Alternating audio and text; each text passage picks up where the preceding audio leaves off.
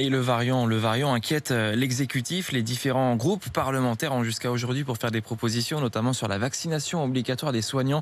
La France Insoumise et le RN sont contre. Les jeunes sont désormais pointés du doigt. On leur répète qu'ils passeront les derniers pour le vaccin. On leur dit maintenant qu'ils doivent se dépêcher puisque les contaminations augmentent dans leur tranche d'âge, Martin Cadoré.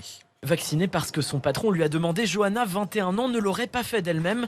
D'ailleurs, dans son entourage, la plupart ne sont pas vaccinés. Enfin, s'il n'y a pas de contraintes liées à la vie professionnelle, aux études ou à autre, on ne va pas se vacciner. C'est le cas de Julia, 19 ans. Même si elle pense éventuellement programmer une piqûre, elle continue à vivre sa vie. Moi, je viens de l'Espagne, je suis venue ici à Paris pour faire des connaissances. C'est pour ça qu'on sort, même si on sait qu'il y a le Covid et on risque de prendre le Covid et de le partager. Quitte à être très proches les uns des autres, admet Raphaël, lui non plus pas vacciné. Déjà, entre jeunes, on a tendance à être plus dans des petits appartements et donc plus de contamination. On développe moins de formes graves et du coup ça implique forcément moins de précautions, même si elles sont non intentionnelles.